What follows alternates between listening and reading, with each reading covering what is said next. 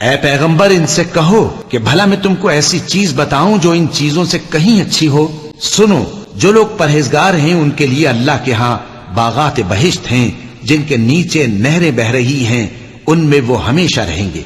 और पाकीज़ा बीवियां हैं, और सबसे बढ़कर अल्लाह की खुशनूदी।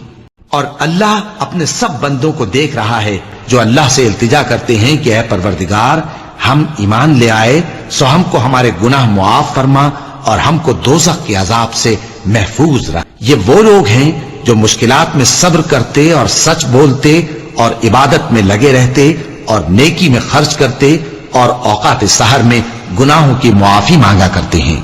अल्लाह तो इस बात की गवाही देता है कि उसके सिवा कोई माबूद नहीं, इस हाल में कि वो इंसाफ का हाकिम है।